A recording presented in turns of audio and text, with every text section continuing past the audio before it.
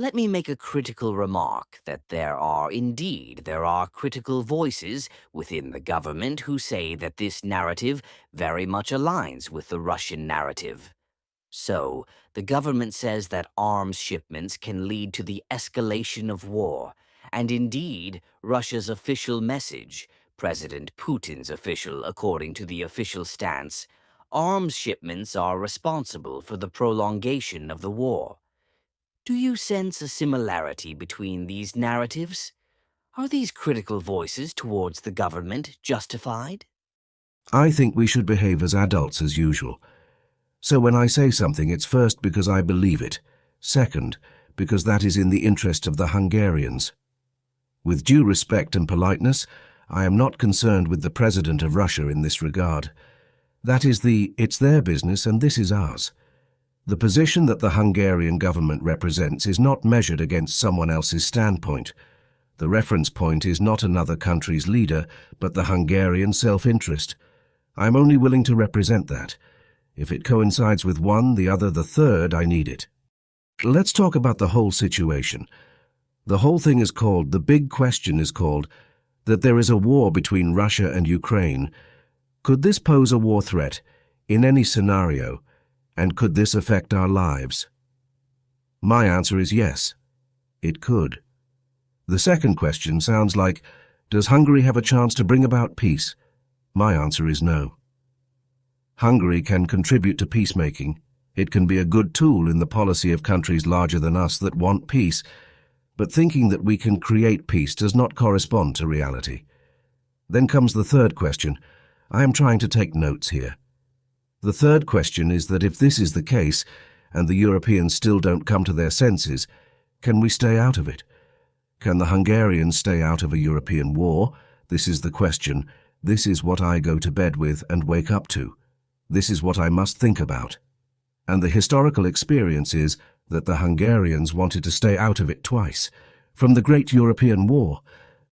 Furthermore, we were even before the American presidential election, and I could certainly tell him, knowing the American president, that if he comes, don't expect the Americans to stay in this war. They will exit, that was certain. It was all up to me. Yes, but he said that time is not on their side. They are stronger, and they will win. What the American president will do, we will see. So I can certainly say that today, for various reasons, the parties opposing each other do not want peace. What does this entail as a task? We must try to make efforts to move the great powers of the world who are interested in peace, using external influence or pressure to coax them towards peace. In the case of the Ukrainians, this is easy because Ukraine has ceased to be a sovereign country. Ukraine is because the Westerners want it to be so. They provide money and weapons. If the Westerners stop giving, then it's over. Ukraine cannot sustain itself. Today in Ukraine, pensions, salaries, social aid and childcare are paid with Western money. The Russians suggested that if they could annex 2 regions and Ukraine would not become a member of NATO, in that case, the war could be stopped immediately. I saw the documents about this. Ultimately, the Ukrainians, under Anglo-Saxon pressure, let's be straight, under Anglo-Saxon pressure, said no to this offer. After this, the Russians went home and created a law, and they said not 2, but 4. Not 2 regions, 4. We will integrate 4 into the framework of the Russian state. And this essentially happened, excluding 22% of Donetsk region. Now the debate is about whether we can persuade the Russians to, instead of accepting the 22% territory, put forward some other consideration and still make a deal. 2 things that threaten us existentially are happening in Europe. One is called war. We have gathered today in opposition to it, and the other is called migration. We must stay out of the war, but we must defend ourselves against migration. We cannot remain unaffected by it because it is at our borders, so we must build a fence, and we are involved, defending ourselves there. We must. And I do not know how people think about their own identity, or the future of their children and grandchildren in this modern world. But I say without any pathos, I believe that nothing greater can happen to a person than being born Hungarian. It's fantastic. Without any pathos, I say this in a very, very simple language. without any exaggeration. Anyone who hasn't spoken Hungarian doesn't know what they're missing out on. There is no other language as fantastic as this. And Hungarians are like this. And I want to say that for me, anything that threatens to destroy, corrode or dismantle this, that extinguishes the quality of Hungarian life as Hungarian life, is my enemy. And anything that strengthens this is our friend. That's why we must fight. The element of war kills us, and we must fight the element of migration as migration changes us. We will no longer be Hungarians, or if we will be, we may note it this way, but it won't be the same.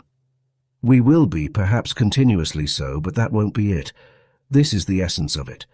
And now it's not about whether you're rich or poor, because it's just as important for the poor as it is for the rich.